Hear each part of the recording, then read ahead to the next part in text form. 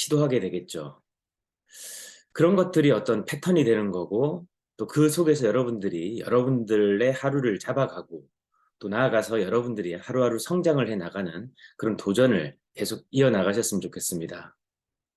100일만 미쳐라라는 건 여러분들에게 승리하는, 그리고 준비하는 시간을 갖고자 만들어진 시간입니다.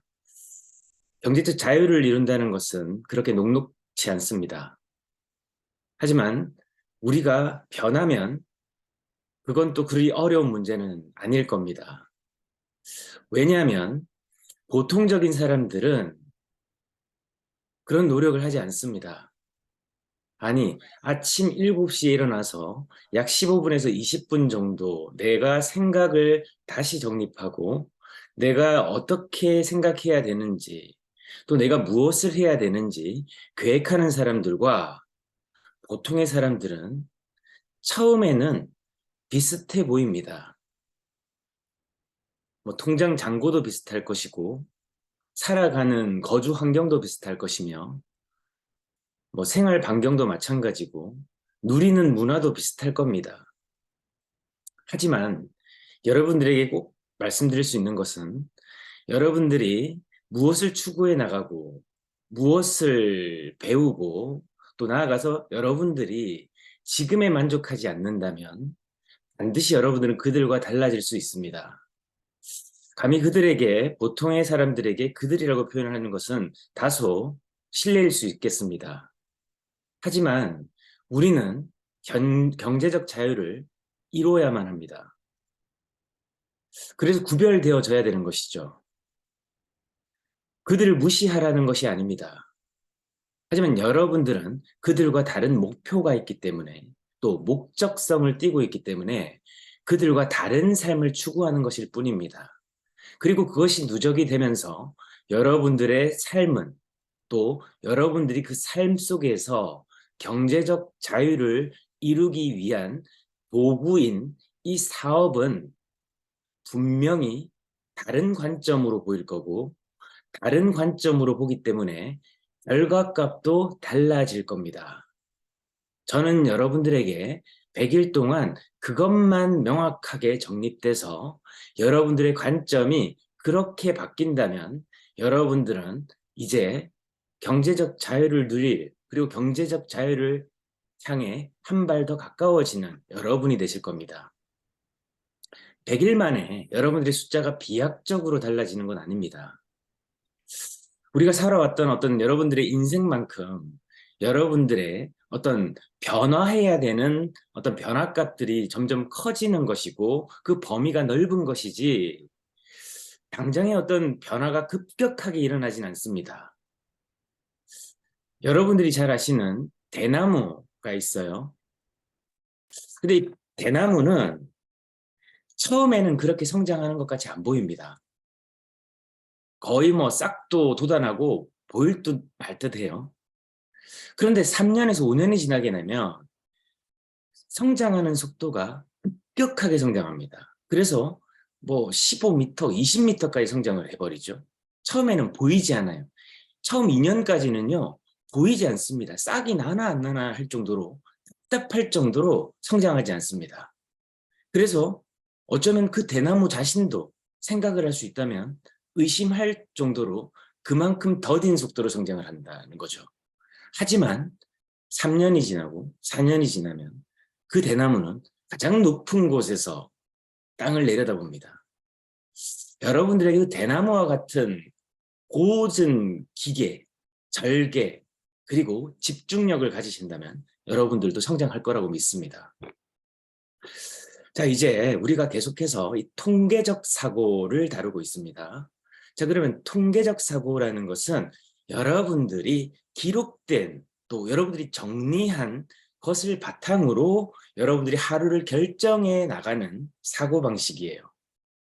자, 그러면 이 통계적 사고를 우리가 어떻게 하면 잘 활용할 수 있을까에 대해서 생각을 해보자는 것입니다. 수학자인 안드레스 퉁겔스는 이렇게 얘기했습니다.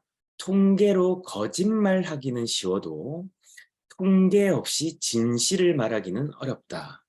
그래서 통계라는 것은 다소 우리에게 좀 어색하고 또 숫자가 나오기 때문에 기피하고 싶은 단어이기도 하지만 이것만큼 더 진실하게 우리 자신을 들여다볼 수 있게 하는 객관화시켜주는 지표는 또 없다라는 것이죠.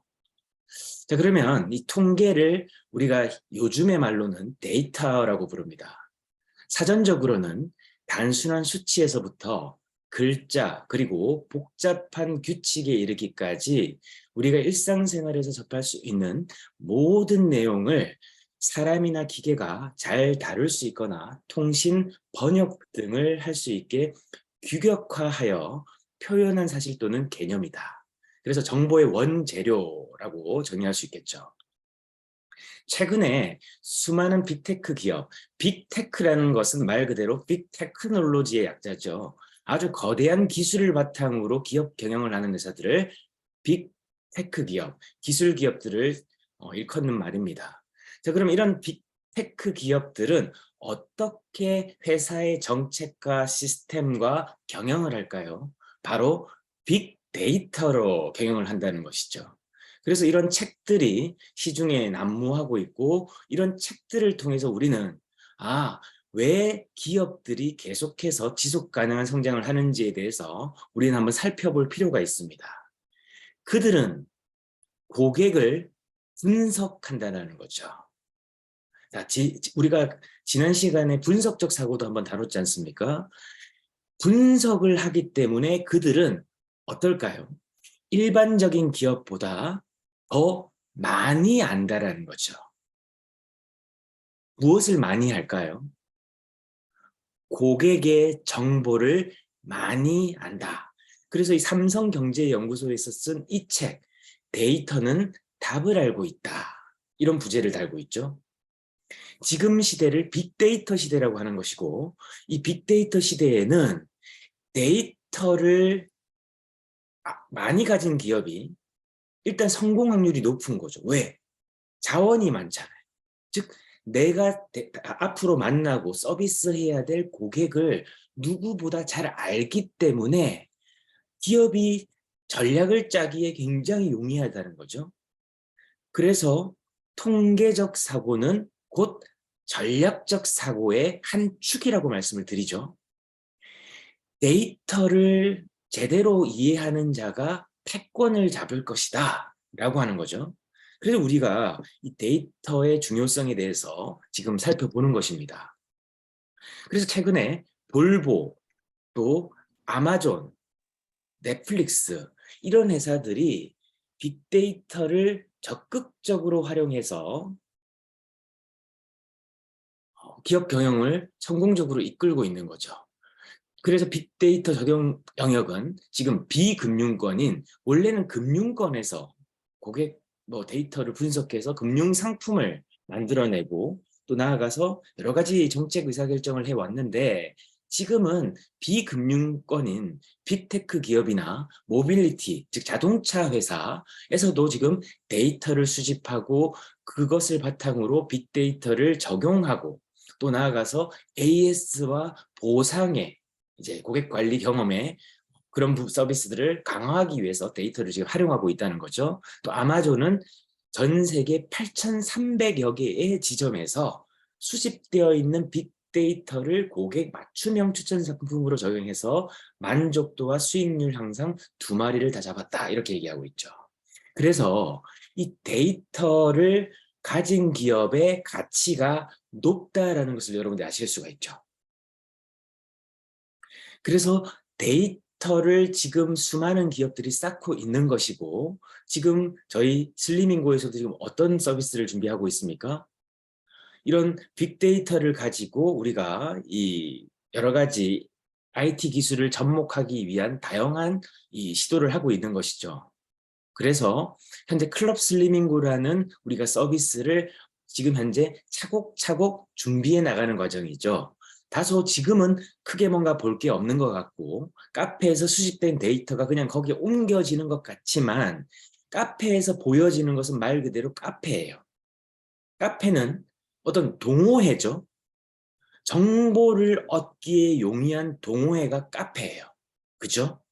자, 그러면 그 카페에 바디리폼 카페에 있었던 데이터가 이제 슬리밍고의 클럽 슬리밍고로 옮겨지고 있는 것이죠. 자, 그 옮겨진 데이터는 즉 누구의 데이터입니까? 여러분들이 우리가 모든 슬리밍거스들이 전국에서 고객분들의 비포 애프터의 후기들을 수집하고 있는 거죠.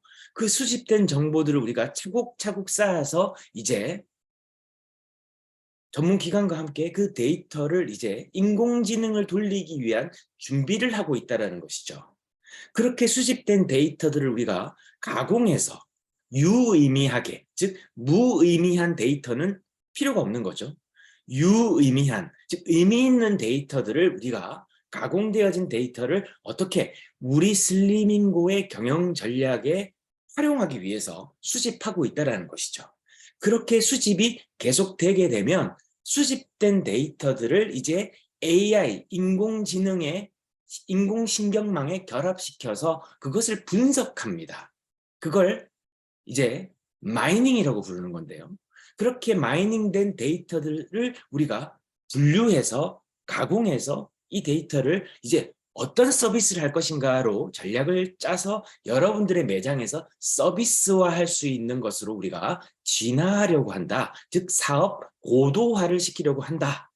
이게 현재 우리가 지금 진행하고 있는 준비라는 거죠. 그래서 여러분들이 좀 자부심을 가지시면 좋겠습니다.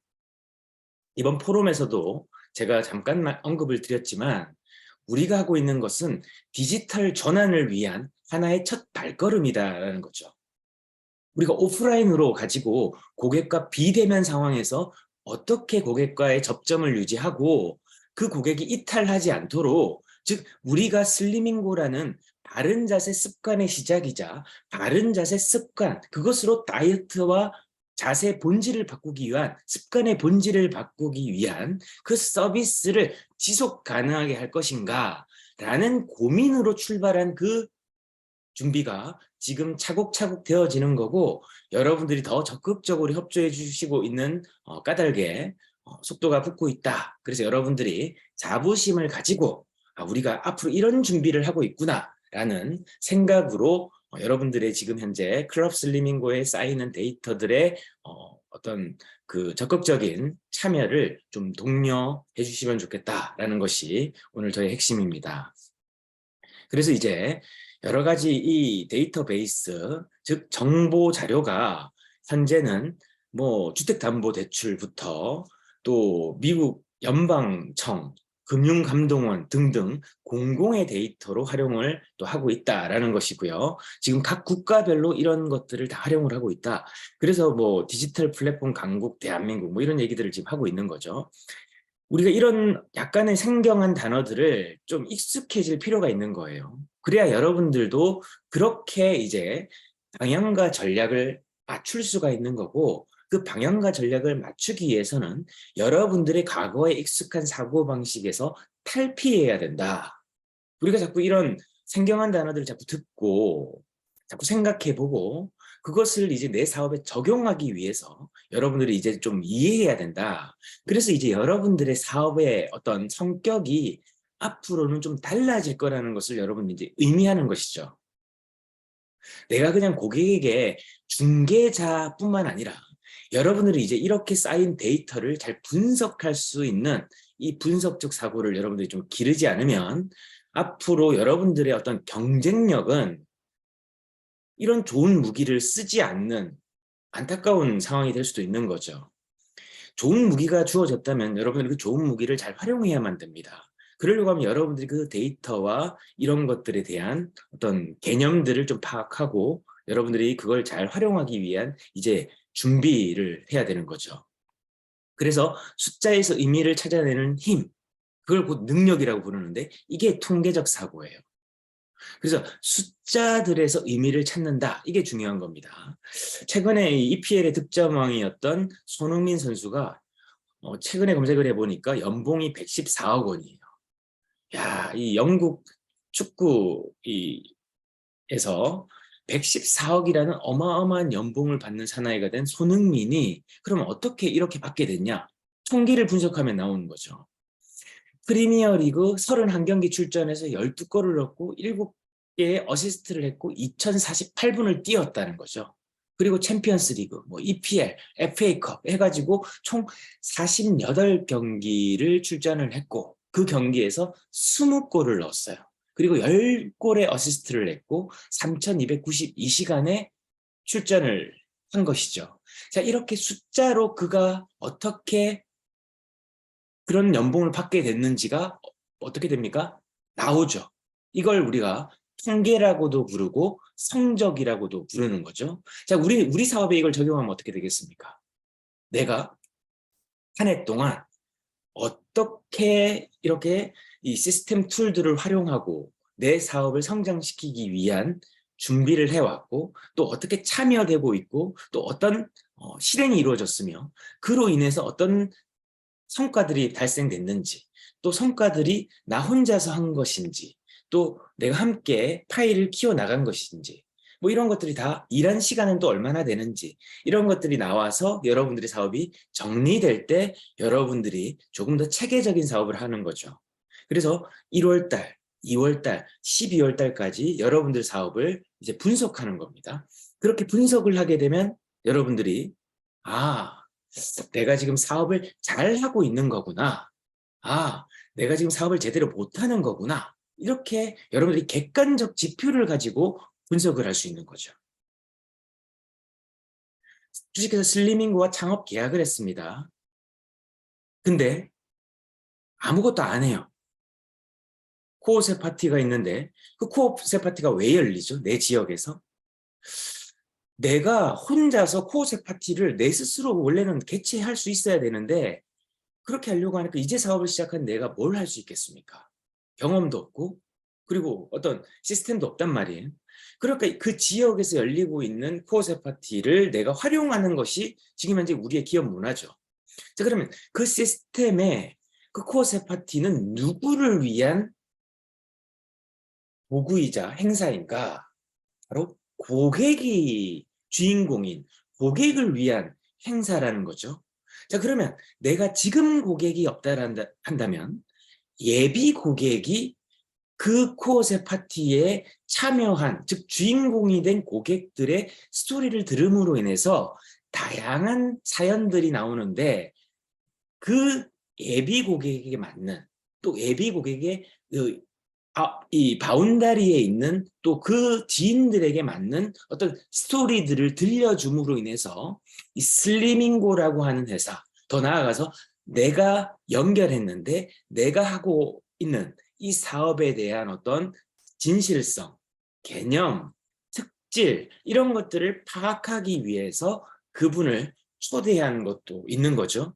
그리고 입어서 바른 자세가 되고 그게 습관이 된다라고 하는데 정말 그렇게 되는가에 대한 약간의 의구심 또 의심 이런 것들을 어떻게 합니까? 해소할 수 있는 또 더 긴장감을 완화할 수 있는 그런 시간인 거죠. 그러면 그 시간을 어떻게 해야 됩니까? 내가 할 수 있는 건 그 시간을 어떻게 참여하게 할 것인가라는 고민이 이루어져야 되는 거고 그 고민이 A부터 Z까지 내가 다양한 어떤 계획을 수립한 내에서 실행되어지고 그렇게 실행되어지는 것의 바탕은 진실성, 신뢰 이게 중요한 거죠.